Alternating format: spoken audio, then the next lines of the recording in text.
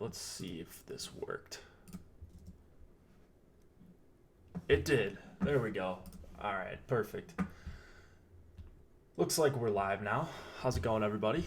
This is the Osmo.com NHL DFS strategy show, Saturday edition. A little bit earlier than usual, but I don't think we're expecting a lot of late news. I feel like I'm pretty much set to go. Let's see. We are presented by Yahoo Daily Fantasy Sports. As always, Yahoo Daily Fantasy Sports. We love them. And if you guys haven't signed up just yet, use promo code AWESOMO to get up to $30 in Yahoo Sports rewards points. They're offering some really, really good, not only NHL contests, but NFL as well. And I'm certainly going to be throwing some entries in for NFL. Certainly not my best sport, but hard to argue with these 10% management fees, like 65, 70%, 66% of what you're going to see on some other sites. So that's huge for long-term ROI. Yahoo is a great sponsor, and we love playing there. If you don't like playing a ton of money, especially, and want to face some weaker competition, like this $1 10 max, I think is a really good tournament. Just a bunch of different price points, which I like, and a lot of it's 10 max. And then you've got the big tournament that's 150 max. So with the new CSV, you can do a little bit of both. So Yahoo's kind of the best of both worlds, whether you're playing single entry or you're kind of in that 10-20 max or 150 max. So that's why we love Yahoo. And we love that they sponsor us as well. Last night was actually pretty fun slate. So we'll talk about that for just a minute. We got 12 games, so I'll go through each of those very quickly. Well, not very quickly. Some spend more time than others. Bunch of teams on a back-to-back. I think eight teams on a back-to-back. So it'll be interesting.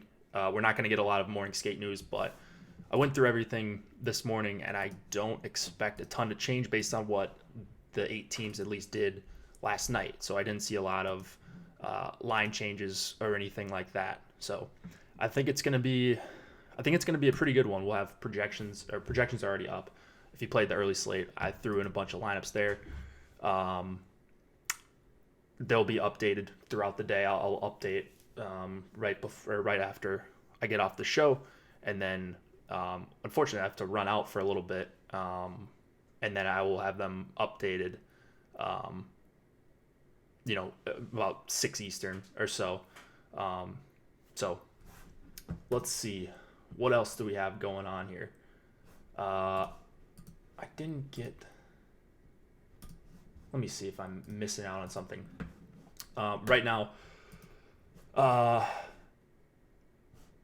cheat sheets are posted to the site. Chris Wassel's Power Play article is also posted. So here's the links in chat for those. Feel free to check those out. We'll go through lineup study. Want to talk about the promo we've got going on, though. Pretty excited about this. Actually, really excited. I see a bunch of you guys have taken advantage of this. So a lot of you have been asking for free trials, and we haven't been doing them really since the site started, when everything was free, at least that I can remember. So we've got the 50% off the first month, but we've kind of gone away from monthly packages. Well, now for NHL specifically, and Tom and Alex were so receptive to a free trial. So we've got a 1-week free trial going on, and the promo code is super easy to remember. You just type in what you want, and it's NHL free week. So you can see that underneath me going around on the ticker. NHL free week is the promo code. You get a free week. You will not be billed for 7 days, and then you can decide if you want to cancel or whatever. We're not going to make you pay for something you don't want. So I think you guys will like it. You get projections. You get DraftKings ownership projections, which have been very, very good and very helpful to me. And then, and I think to a lot of our subscribers, premium Slack is huge for NHL. Catching those last-minute line changes, that is also included. So you get to hang out with us for a week and hopefully longer. along with Nolan Kelly's line change article for big slates. That is a huge help, along with Slack for trying to get the correct combos, which is half the battle in NHL DFS, especially for some of these teams.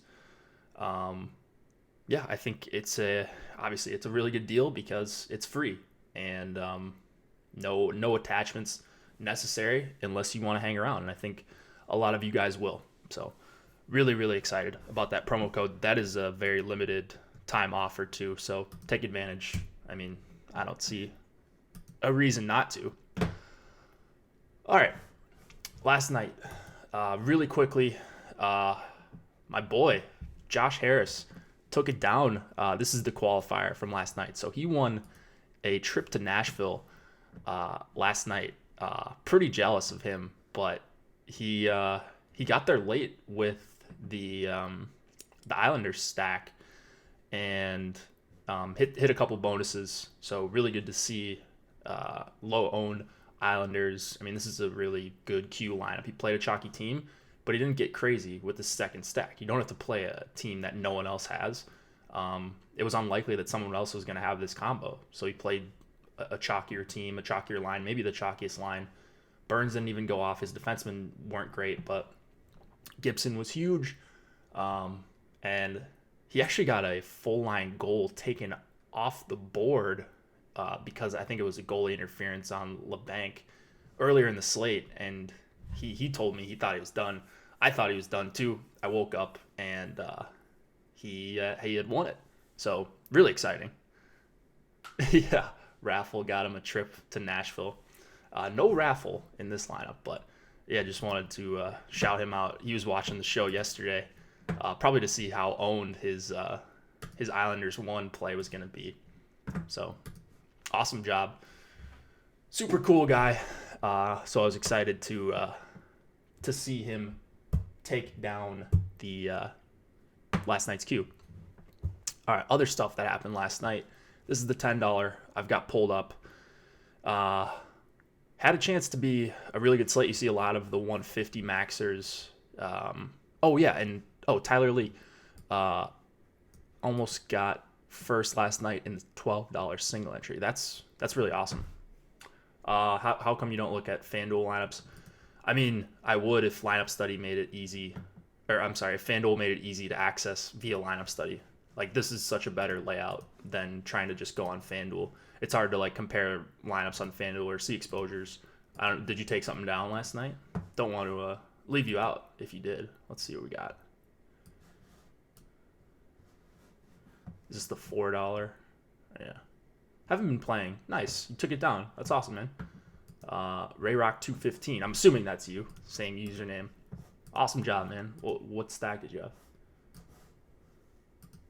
Let's see here. Aho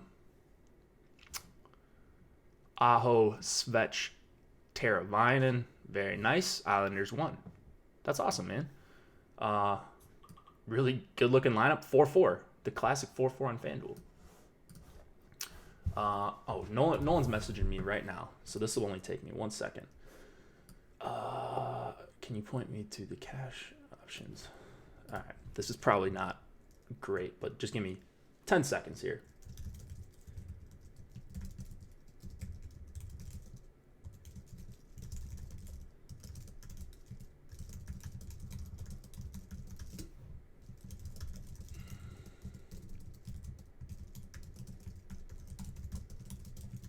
All right.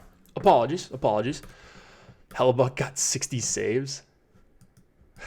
Jesus, man. I fell asleep. I knew I kind of had to get going early this morning.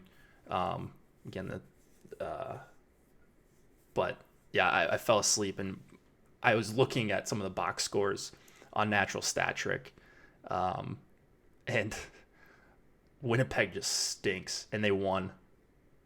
My balance is up there. Oh, that's fine. You can see that. I don't know. I don't play much on FanDuel. So I actually won some. Raj, you won, didn't you? Didn't you bank or would you? Let's go to Raj's lineups. Actually, let's look at the $10 really quick. Winning lineup. Always got to look at that. A one-off a one-off lineup, single entry. So same combo as Rayrock had over on FanDuel for forwards, and then Fowler, interesting, wasn't really the reason he won, but Thomas Greiss. So he just had the best combo, I think, is all it was. 4-3-1. Oh, Raj, you were on FanDuel. Yeah, it's hard to look at that one. But congrats, Rayrock. I always see you watching the show, so cool to see you take that down. Not that you haven't done that before. I'm sure you've done that a number of times, but congrats. Mr. Goodseats playing NHL and doing well last night. Let's see what Mr. Goodseats did. Actually, let's just look at Mr. Goodseats' exposure. What kind of player is he in NHL? Wow, that's aggressive. I mean, I think that's what he does in most sports too, but wow. So not just running out. Oh, he was running out just 3 threes. Really heavy on SJ2. He got over the chalk, like Cliffy was saying. All right, Raj, let's look at yours quick. What did you play in? The Monster? What was it? Crossbar? What did you play in? Oh, were you in this? People still playing Burns. Oh, thanks, man. I appreciate that. Oh, this is you, Raj. Well, let's see the difference here. See, I wish we had lineup study for FanDuel, but they just won't. Apparently, they just won't allow the guys at FC to do it, which I don't get why. Like, wouldn't you want more people studying your site, and like, wouldn't it draw more people to the site, right? I don't know. Anyways, not my business, but right now we can't look at FanDuel like with the nice pretty lineup study like we can for DraftKings. So that's why I usually don't look at FanDuel as much. Oh, okay, so you had the... Oh, okay, so the difference here was Fogle compared to Teravainen. Yeah, Raj, you did run pretty bad because Fogle had a goal, right? There were a bunch of goals called off yesterday. So that sucks that it didn't work out for you. Khudobin, really nice call there. 38. So weird slate. I don't know. Felt like a good one. More mad at the Tuesday slate. I don't remember which slate was that. Anyways, I should probably get going here. Yours was the PP stack. Nice, yeah. That was the difference. Hughes got me 1 point. Yeah, Kucherov was garbage that slate too, right? 13 goal double game. Yeah, Kucherov like didn't even have a point, which is wild. He had like 1,000 points last year. To think of Kucherov not scoring a point in a game that has 13 goals is outrageous. But they haven't really broken the slate yet this season, at least that I'm aware of. All right. Let's go through these games. Oilers Penguins was early. Rangers Preds, that was early. Got the nice implied totals from Awesemo that we uploaded to the slate earlier, or to the site earlier today. Again, projections and all that can be accessed for free. Slack chat, ownership projections for a 7-day trial. NHL Free Week is the promo code. Take advantage if you haven't already. I mean, there's literally no reason not to, unless you don't want to just get free stuff for like 10 seconds of your time, and you can cancel whenever you want. I don't suggest it. I think you'll stick around if you take advantage of all the tools and the Slack and all that, but there is that option if you want to. Senators, Bruins, 2.3 implied total for the Sens, 3.7 for the Bruins. Craig Anderson and Tuukka Rask both confirmed. Not expecting any difference here. And so this will be interesting because at first I thought maybe Boston was going to be chalk, and they're going to be up there as one of the more popular lines, but I don't think they're going to be anywhere close to like aggressive chalk. It's really difficult to fit them in at almost 24K. So this is the highest I can remember a line being priced. Maybe Colorado got to 24K last season when they were just nuking every slate. But this is wild, and it's a great spot, right? But it's obviously going to depend on ownership, as it does with every line now that we have these really good ownership projections. you know what you're getting yourself into if you're fading Boston 1. And if you're playing them, you're always live for an empty net goal. The problem is that really going to be a possibility here? If Boston runs them over, do they score 2 goals early and then just kind of take their foot off the gas? I was listening to Cliffy's podcast that he does outside of this, the Tic Tac Tout Pod, and that's a good podcast if you guys want to check that out. They did a review here, or a preview of today's slate. And they were wondering, do they take the foot off the gas here? I think that's a pretty real concern. And you're paying $24K. I mean, they have to be the top scoring line here if you play them. There's 24 teams on this slate. So if you think about it like that, it's tough. But I just really wonder where they're going to come in on ownership. How bad is it to just take Bergeron and Pasta? I mean, for me, they're a package deal, all 3 of them. So I don't know. I would play all 3 if you can. I like 3-3 stacking, especially on slates of this size. I think correlation is everything. It seems like every time they score, it's a full line goal or near it.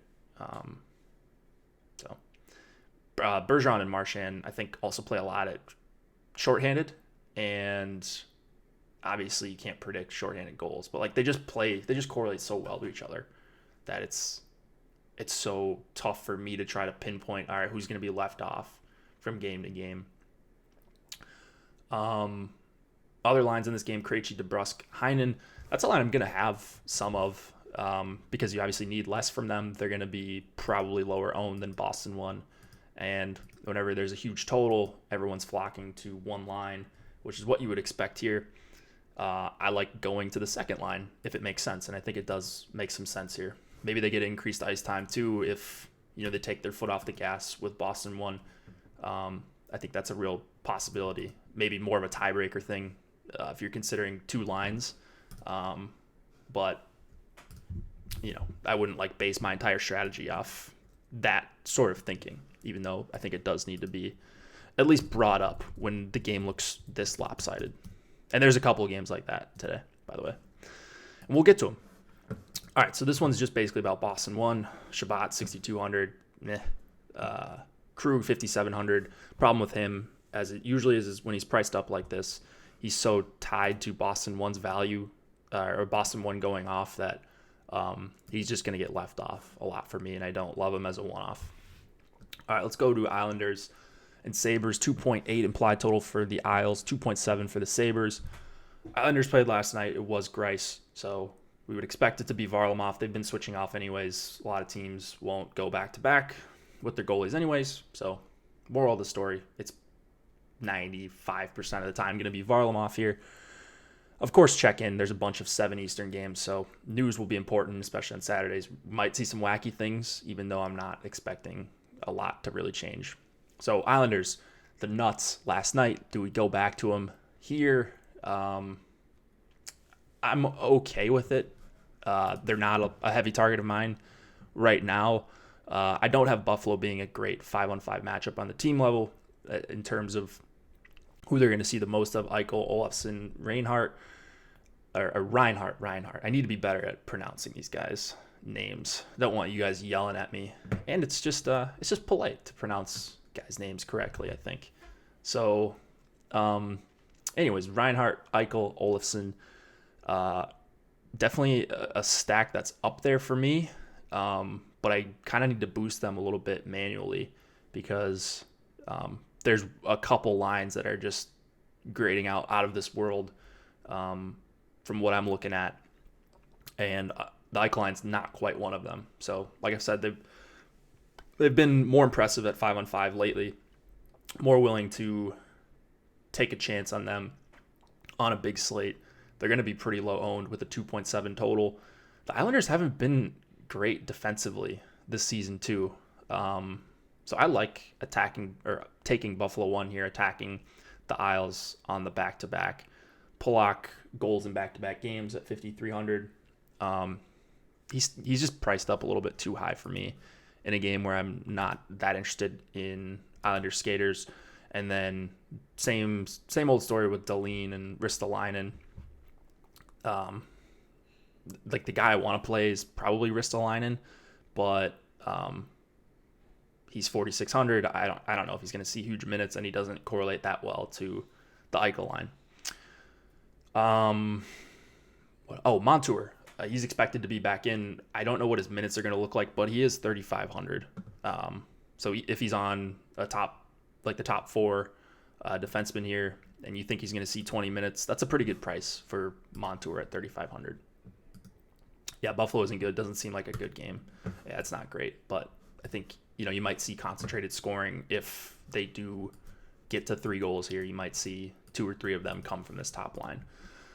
There's probably better spots though, like this one. Detroit and Florida, 2.7 implied total for the Red Wings, 3.8 for the Florida Panthers. Jonathan Bernier expected to go. Howard went last night for Detroit. They were on a back-to-back, or they are on a back-to-back tonight. Barkov, Huberdeau, Dadonov leading the charge for me here. Bobrovsky expected to be in net for the Panthers. So Florida 1 right now is my top line. Ownership is going to be huge for me because if Alex or Tom or Eddie, whoever is running this, expects Florida 1 to be like the chalkiest line on the night, which I think they will be up there for sure, then they're going to get bumped down because I do factor in our ownership projections into the projections I actually upload onto FC. So they're going to get a little bit of a bump down for me once we get ownership, assuming they're in double digits, but they're still, I think one of the best plays, if not the best play tonight. They're fully correlated. Detroit is a dumpster fire defensively. Like, they just stink. And not saying the Panthers are amazing or anything, but I think this top line is fantastic. The second line, I suppose you could go there. Boyle, Hoffman, Connolly. Nothing more than a secondary stack that I pair up with maybe like a Boston one or something like that. If you can even fit them, actually, now that I'm looking at it. Like, they might be a little bit too expensive with Hoffman at almost $6K. And Boyle and Connolly priced up a little bit. So maybe scratch that. But like, I am getting them a couple times when I just ran a cookie cutter crunch with some more expensive lines. And that's fine. It's mostly going to be about Florida 1 here. Yandel down to 4,300. It's a good price, so I'm playing a lot of him. He correlates well to Florida 1, so I'm kind of forced to play him, even though I hate it. So I'll probably hate myself for playing a bunch of Yandel, but that is kind of where I'm at right now. And the minutes have been kind of jumping around for him, so that's a little bit of a concern. But last 4 games, 22, 23, 18, 20 and a half, and then 20 again. So while his box scores, he's like been getting saved by assists. I don't think he's live for the 5-shot bonus or anything. I think a multi-point game here, just like on the power play, is in play. So I don't know, 4,300 for Yandel. At least they priced him down a bit. You can tell how excited I am to play freaking Keith Yandel tonight. Uyghur 3,800 is a lock. If I'm paying down at D, I mean, that's not even paying down that much though. Do you need Ekblad or Yandel on P? Don't you think Ekblad or Yandel on PP1? Is it Ekblad? Because if it's Ekblad, then I'll definitely change my tune even for 5,400. But I'm seeing Yandel right now. I may have missed that. That's a possibility. Ekblad's probably going to skate more with them at 5-on-5, so there's that little bit of added correlation. And he does, at the very least, get the second unit. Oh, you don't need them. Oh, okay. Gotcha. Yeah, you could just stack up Florida 1 by themselves. You don't need to include Yandel. But I'm going to run out some 4-3-1s, and he's just going to end up there. So I'll try to avoid Yandel as a one-off as much as possible, but it's going to happen just because he does grade out as a decent value if he's going to see around 20 minutes. On the other side, the only bad thing I can say about Florida 1 really is that they might see a bunch of time against Larkin, Bertuzzi, and Helm. Larkin just has been amazing for the better part of a year. I don't think that like the Barkov line can't generate some time against him, but like if you're just going for path of least resistance, it might not be an optimal 5-on-5 spot. That being said, they shouldn't have too big of a problem generating chances, and I don't even know if it's going to be a super hard match. We'll see. Not backing off Florida 1 at all, but I do actually still like Detroit 1 if you're trying to get a little bit weird. I don't even know how weird that is. They're priced down. If you want to X out Helm and play Athanasiou, only $200. If you're trying to just go Larkin, Bertuzzi, and then an actual winger who's decent, Athanasiou or Mantha, it would be more of a power play stack with Larkin, Bertuzzi, and then one of these guys if I'm going with Detroit here. All right, let's go to the next game. I got to fly through these. Toronto and Philadelphia, 3.4 implied total for the Leafs, 3.3 for the Flyers. Freddie Anderson and Brian Elliott. I believe it's supposed to be Elliott in that now I'm losing track of who actually played last night. Philly did play last night, I remember, because the Couturier line almost got there. Couldn't quite get there, though. Anyways, big total for this game. The juice is on the over. It's 6.5. You see Alex has 3.4 and 3.3. That adds up to 6.7. So this one, highest total on the slate. Right now, when I uploaded stuff, it was Hart last night. Yeah, thanks. So we're going to see, I think, a pretty hard match. Couturier, Konechny, Lindblom against Matthews, Andreas Janssen, and Nylander. Bunch of lines in play here. No Tavares just yet for Toronto. I thought they said he was coming back yesterday, and then this morning Babcock said he's not ready. So whatever. For me, it just makes it easier, right? Like, you can play the Matthews line for sure, but they're going to get, if we get the line matching right here, that's a really brutal matchup against the Couturier, Lindblom, Konechny line. So Matthews is elite. That line has been awesome at 5-on-5, but I will. This is another one where I'm interested to see the ownership projections, because if the Matthews line is one of the chalkiest lines on the slate, I'm probably going to be pretty easily underweight on them, just because I hate the 5-on-5 matchup, assuming they get Couturier. So that opens things up for Giroux, Van Riemsdyk, and Voracek. They're going to get a Tavares-less Toronto 2 and 3.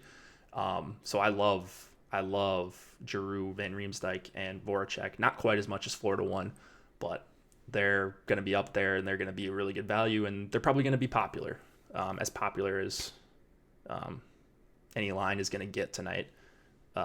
So they might even still be single digits. So we'll see, but would you go McKinnon over Matthews in cash? Whoever we have projected higher. Again, you can get those for free for 7 days. NHL free week. Kind of shameless plug there, but that's what I would do in cash for the most part. I think we have McKinnon higher. I think I did see him at the top. Mark Stone hat tricks tonight. Oh, we'll get there. I do not hate the call at all. I wish Hayes was on the power play. I thought he was. Anyways, he's not listed there right now. If you're looking to get super deep, Philly 3 against not great Toronto depth on a 3.3 implied total might be a pretty good punt line if you're trying to get into Boston 1. Gostisbehere 4,400, Provorov 4,600. Both of those guys are in play for me. Riley at 6,300. I don't know. I'm not crazy about that. I've been burned by Riley like 5 times this year. It seems like I can't get this guy right. I felt like I got him right every time last year, and I'm not quite. I've been off on Morgan Riley, so 6,300 here. I like a bunch of better options in his price range. We do have Carlson and Burns. I know you guys are probably mad at those guys, but new slate, new day, and we'll see. I'm probably still going to end up playing a ton of the SJ defenseman. All right, next game, Devils, Hurricanes, 2.6 implied total for the Devils, 3.4 for the Hurricanes. Corey Schneider expected to go against James Reimer. Carolina played last night. New Jersey played last night. This top line for New Jersey should be better at 5-on-5, I think. The numbers aren't great so far. They weren't bad last night, but the game kind of got messed up because Palmieri was in the penalty box for like ever. So at first I was like, oh, Devils broke up their lines when I was looking at natural stat trick, but it appears that it was, or I remembered that they Palmieri took a penalty in a fighting major, so that always messes things up. Dougie Hamilton is my top D of the night. My opinion, just pricey. I mean, Dougie's the one that I haven't gotten right. People got bailed out by Dougie last night, myself included. Like, he didn't really do anything the whole game, but he got assists. Like, the reason you play Dougie, right, is because he's one of those guys where you hope he's putting up, like, he's live for the combo meal, as Cliffy calls it. 6,600 here. Definitely good power play spot. So I suppose you can play Dougie, but they always even out their power plays for Carolina. Aho had his big breakout game last night, so hopefully you guys were on that. Could have been even better for the Aho line if you full stacked, because the Fogle goal got called back. Aho got another one, so it's not like you were completely missed out on a Carolina 2 nuclear game. They were awesome. Aho was incredible. Svechnikov was his normal self. They're cheap again, too cheap. They're not going to face a lot against the Hughes, Hall, Palmieri line, I don't think. I think we're going to see I will do that. Ghost Rider. I will look for that. I'll look for you at the top. I think we're going to see Stahl, Niederreiter, Teravainen once again against opposing top competition. This seems like a great spot to do that. Stacked top line for the Devils, and then not a ton you're worried about after that. New Jersey 3 actually has really good fancy numbers, but I think the Aho-Svechnikov duo will run them over if they go against them at 5-on-5. We'll see. Maybe I'm wrong about that. So I love the Aho line. Again, this is another one where Stahl line is going to grade out as a good value. So I'm going to be careful on my exposure on them, because I think they're just going to be more worried about opening things up for the other two lines. So I'm more focused on Carolina 2, Carolina 3. Just from like a matching perspective. They don't have to deal with Hall. So that's where I'll be at. Even though I understand this line grades out as a good value if you're not paying attention to matching and such. Could be another Carolina explosion game. I think that's certainly in play. So I will be on Carolina 2 heavily. I will be on Carolina 3 some, but you don't need a ton to get overweight if you're multi-entering, which I am. You just play everybody, right?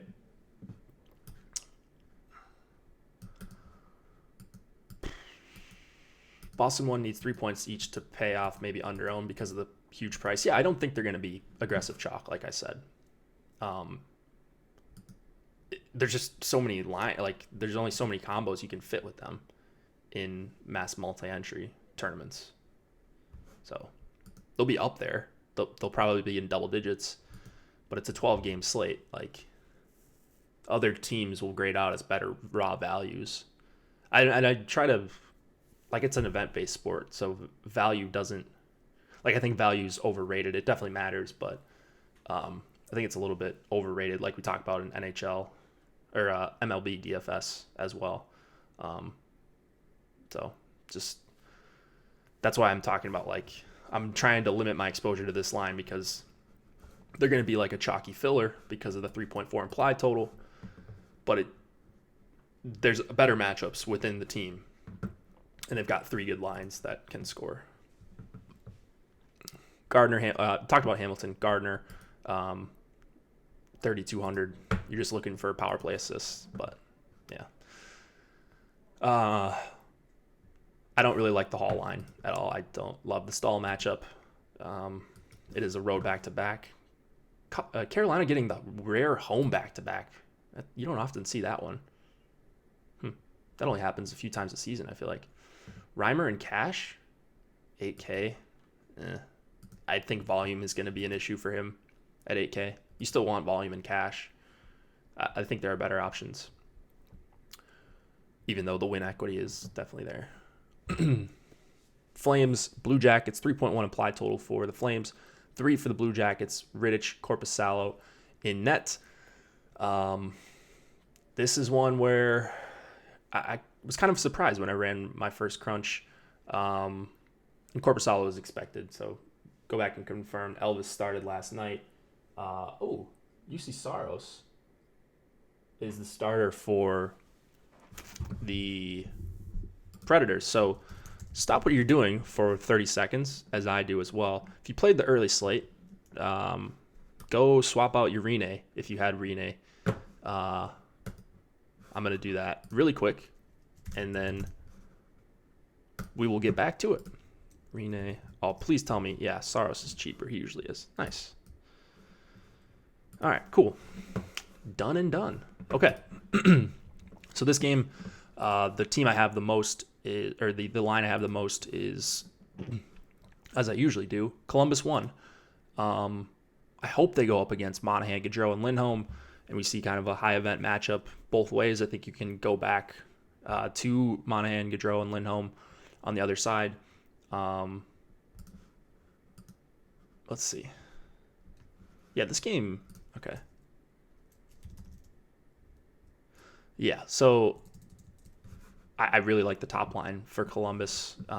Just good pricing on Dubois. Atkinson under 6K is really nice, just like a high volume shooter, guy that can score multiple goals. And I like that Nyquist is back up there for 3,900. So, like I just mentioned, I think value's a little overrated, but good value here. So, bit of a hypocrite there, but you get what I'm saying, right? Like just a good line that is, I think, going to get a pretty quality matchup. They'll probably try to avoid the Backlund line for the most part if they're smart.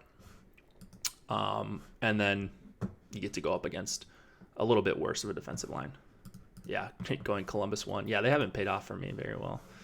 Along with Columbus 1, Jones and Werenski are your two guys you're looking at. Kind of annoying that Jones is power play 2, but you do get some savings off of Jones with Werenski at $4,700. But I think you can go with either of these guys with this top line, as they're probably going to skate a bunch at 5-on-5. Gio, interesting. I didn't see Gio come up a lot for me. He hasn't been as good this season. Even though the minutes are there, you haven't seen the big Gio explosion games. He's gotten over 20 DK points twice. But, you know, a lot of like he's been consistent. He's been getting around 10 points in a lot of these games, but not kind of the nuclear performances that you're expecting every once in a while from like the Gios and the Burns and, you know, guys like that. John Carlson, I guess, just goes nuts every other night. So I'm a little bit lower on Gio than I have been in the past, but he is 6,400. If you're going with Calgary 1, I think he's the very obvious choice, or even Calgary 2, if you're trying to save some money with Tkachuk, Backlund, and Frolik. And then Korpisalo, I kind of like for 7K. Don't really have a ton of goalie takes usually, but it's Bobrovsky, Korpisalo, getting some Bishop for whatever reason. I don't know. Montreal, Dallas. Speaking of Bishop, Carey Price, Ben Bishop, expected to go 2.8 implied total for both teams. Here we go. Stars. They kept the big three together for the most part last night. So I guess that's good to see. They're too cheap. They all grade out as good values. So incredibly annoying. If they go up against a no Tatar Gallagher, that's not really a great matchup. So hopefully they try to avoid them. I don't know how sharp their coach is. So and that's being nice. I don't think I don't know. They just don't really like to score goals. So actually was pretty neutral. Dallas 1 was in the top 5 before like accounting for ownership or anything like that. I think they're going to be one of the top 5 or 6 owned lines on the slate. And if that's the case, I'm hoping that's the case. So then I can just kind of have them get pushed down and other lines get elevated. I think Montreal 1 they're expensive, but they're just really good at 5-on-5. And people don't like the power play correlation. That's understandable. But I always try to give a little bit of an extra bump to lines that have sustained good fancy numbers. So kind of a bummer that they don't correlate outside of 5-on-5. But that's the line I prefer if I'm going to Montreal. And I always get left out of the Domi line.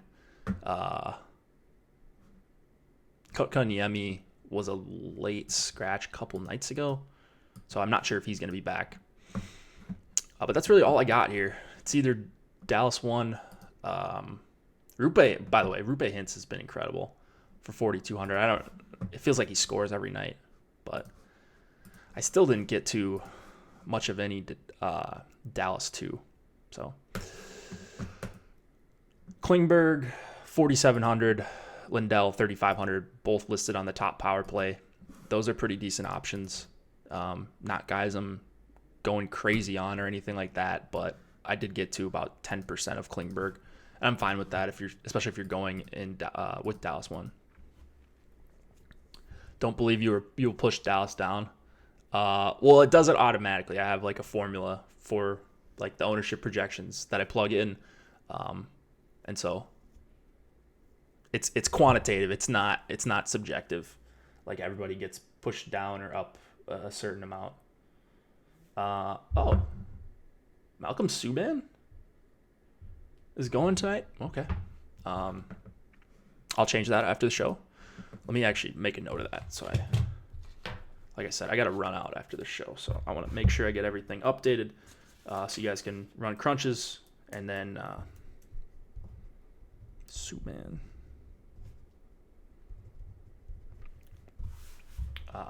And then I'll obviously update before lock. So, okay. Yeah, that's it. That's it on this game. How many more games do I have to go here? I feel like I'm just crawling along on this. We did that. So have we gone through all the... All right, cool. What do we have, 5 games left? Oh, that's not bad. Okay, let's do it. I'm going to try to get out of here at 1 o'clock my time. That's 2 Eastern. Blues, Wild, 2.7 implied total for both teams. Good God, this is brutal. Jake Allen, Devin Dubnyk. So this one sucks for a number of reasons. Well, it sucks to try to figure out. So you've got cheap skaters on both sides, really. No Tarasenko on the Blues makes Blues 1 really cheap. You've got Sanford at 3,300 for the Blues on the second line with O'Reilly and Perron. Perron's the only one that I'm kind of scratching my head at his price. O'Reilly's too cheap, I think, at 5,300 in most matchups. The Wild are historically a better team at home for whatever reason. I don't know, maybe they just like the crowd noise or something. Feels like they're always pretty poor on the road and then decent, at least at home. So we've got 2 actually decent lines. For Minnesota, Stahl, Zucker, Zuccarello. That's the line that is going to be a popular filler. You could fit them with Boston 1. It's not going to be sneaky to do that. So what I might do is create a group where I don't play Boston 1 with them, because if that's the nuts and it's, one of the most popular lines with probably the most popular filler, then I'll just get beat and, 5 people can share the top place prize. Have we done Winnipeg and Vancouver? Not yet. That'll be in a couple games. So Fiala back in the lineup. That's the good news. If you're looking to punt with someone, $2,500. Fiala is not a $2,500 player. He's better than that. And if he's going to stick in the top 6, which is a risk in itself because we're talking about Bruce Boudreau here, if that sticks, he's just like he's a guy who can get multiple points, even without playing the power play. He's just a pretty decent playmaker. So I like Fiala as a one-off if you are one-offing tonight. But I like the stall line for Minnesota if I'm looking to full stack. And then I don't really have much of anything on the Blues side outside of they're cheap. Getting a few O'Reilly Perron shares.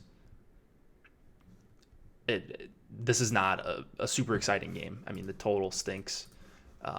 Minnesota stinks. St. Louis has been really bad for whatever reason. I'm not exactly sure why, but anyways, this is not a super exciting game.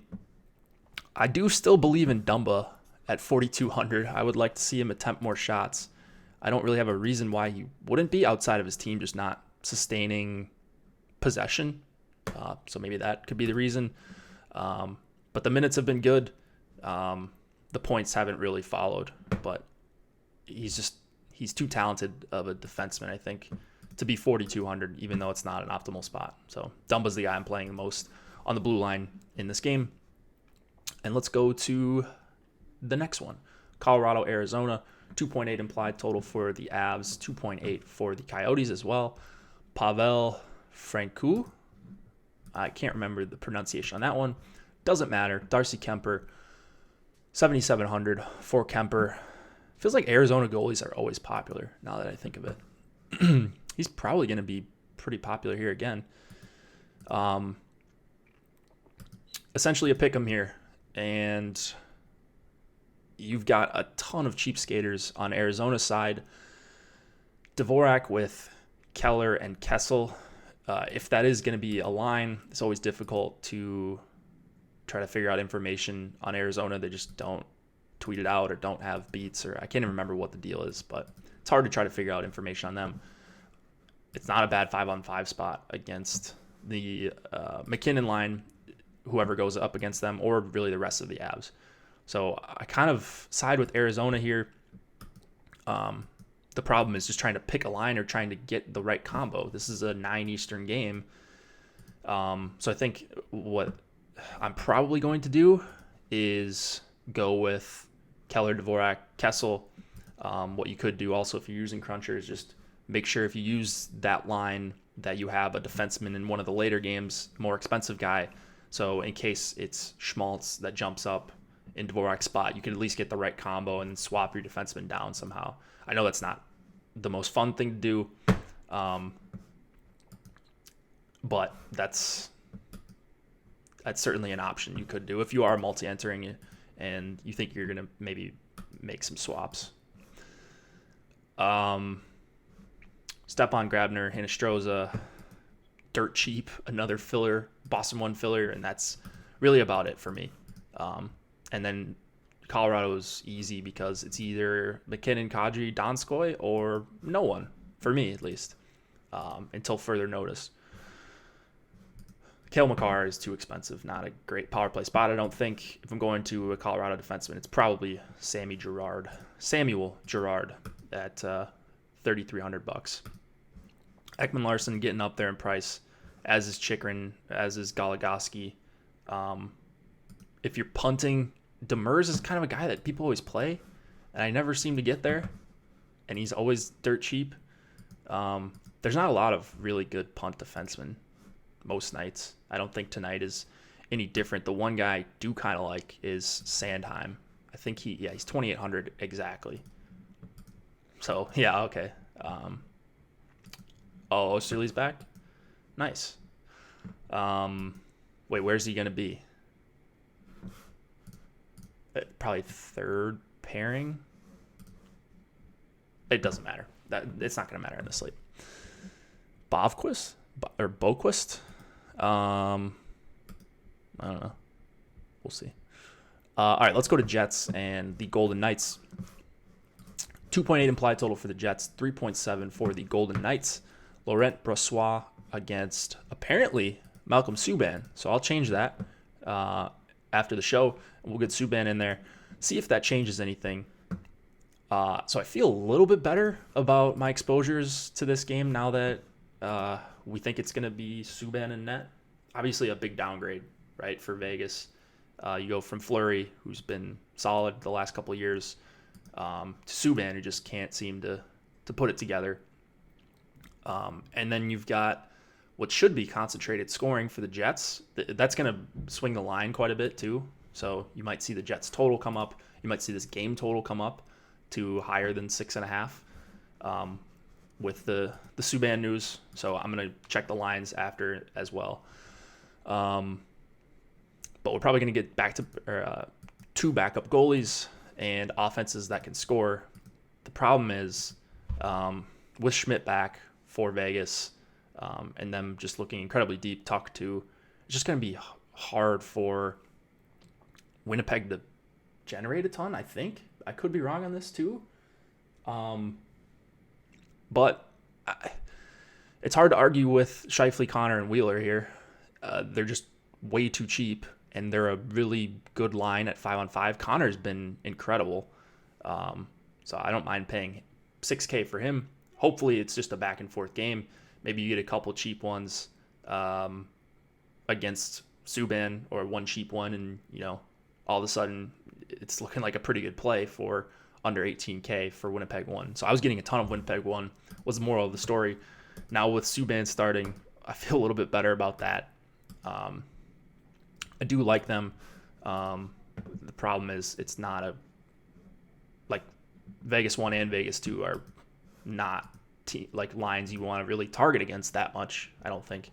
And Winnipeg got plastered last night, and they won the game, but they gave up 81 shot attempts at all strengths, and I think 27 high danger chances. Now, we've talked about the high danger chances not necessarily being as reliable this season, but I think there was 40 scoring chances, and then the shot attempts. I don't know. Winnipeg got thrashed, and they ended up winning the game. So that happens sometimes. Vegas, you would think they just roll over here outside of the Scheifele line. At least that's my thought. So it's hard not to love Vegas. They just are really expensive. At least the top line, or the second line is a little bit expensive. Stone at 73, Pacioretty at 67. I'm gonna have a lot of Vegas. I'm gonna have some of this third line too. I love Alex Tuck. Just in general, they've already priced him up to 4,700. Vegas 3 I think is in play. I try not to dip down to too many third lines, but there's some exceptions I'll make, and I think I just think what's going to be different about tonight compared to last night for Winnipeg. You already expect them to be a bad defensive team. They got trounced by the Sharks last night in terms of every metric besides the score. Seems like we're going to see more of the same tonight. So cheap third line that probably won't get a ton of ownership. Yes, all three Vegas lines in play. Winnipeg stinks. Says the guy who's playing a bunch of Winnipeg 1. Oh, man. Theodore is the guy I want to go to if I can. Just make sure these power plays are correct. Hopefully Nolan will have that in the line change article, and get the guy who correlates with the defense, even though they're it's not going to be a huge deal because some of the guys Theodore's going to play some with both the Carlson and Stastny line at 5-on-5, so it's not the end of the world, but just try to get the power play correlation correct, because I think you might see a ton of just scoring chances, and I don't know. It just feels like Vegas rolls them over here. Yeah, they haven't been great. They don't grade out that well in my model, but Winnipeg is so. They're going to give up a ton of shot attempts at the very least. So if you're brave enough to play Laurent Brossoit, you might as well play Winnipeg 1, because if Brossoit has a great game, he's still probably giving up a bunch of goals, or a couple goals, I think. And then, I would expect it to be concentrated scoring from Winnipeg 1 if they do score 3 or 4 goals here. So you're getting a pretty good price on a line that is really good And if they win, you're expecting 3+ goals. Well, this line's probably going to have a part in them. So that's my logic here. That's my rationalization for playing a lot of Winnipeg 1. All right, 2 more games, then we'll get out. Vancouver, San Jose, 3.1 implied total for the Canucks, 3.3 for the Sharks. Thatcher Demko and Aaron Dell in net. We have SJ again. Josh's team, they were awesome last night. Hurdle, LeBanc, and Kane is going to be a really good line together. I would expect nothing less here. I will have some San Jose, both lines, but I'm going to try to get more to the second one. Hard to make a case for playing Vancouver 2 again. They're just so expensive. Like you could play Florida 1, you could play either of the Vegas lines, you can play the McKinnon line, you could play, I don't even know, CBJ 1, you could pay up for Boston 1, you play the Eichel line. Like there's just so many other lines, I think, that even if they do go off, like there's probably going to be a line that does something similar to them at for way cheaper. So not the night for Vancouver 2 for me, even if I'm trying to spend up to be contrarian. Love Burns, love Carlson. Again, short memory on those 2 guys. I just kind of play them a ton. When I think it makes sense, and I think it does make sense here. So I'll be having a lot of Burns and Carlson. Those will be 2 of my highest owned defensemen. And that is really about it. I don't love a ton about this game outside of San Jose 2 and the defenseman that I always play. Edler, 6,900. He's just so expensive. Like, I prefer Burns for 67. So he's getting squeezed out for me too. But yeah, maybe a spot where he blocks a ton of shots. Oh, wait, is San Jose on the home back-to-back too? Oh, really making me eat my words, this NHL scheduling. I just said it happens like a couple times a season. Well, it happened a couple times today. So that's fun. Blackhawks, Kings last game. Leonard, quick 3.2 implied total for the Hawks. 3.3 for the Kings. We have new lines for the Hawks: Taves, Nylander, Saad, Kubalik, Kampf, and Kane for the Hawks. I kind of like that second line. I'm just worried that Kopitar and Carter are probably going to go up against them, which isn't the end of the world. They're super, super cheap. Well, with the exception of Kane, but in total, they're pretty cheap. I think my favorite here is actually Kopitar, Grunstrom, Carter. I don't think this second line for the Hawks is going to be very good defensively. Kopitar is pretty much locked in for ice time always, or a bunch of ice time, I should say. And certainly not worried about any line he goes up against defensively. So I actually really do like the Kings. They've been growing on me. The second line is, I think Toffoli is supposed to be back in. The second line is also dirt cheap. Still, I'm trying to focus on the top line for LA1. And it looks like On the Contrary is starting right now. So I'm going to end this stream. Go watch that if you're playing NFL DFS this week. It is going to be a great show, as it always is. Use promo code NHL Free Week to get a free week of NHL Osmo Plus. And check out Yahoo Daily Fantasy Sports. We loved it, Yahoo Daily Fantasy Sports. 25K to first in their baller this week.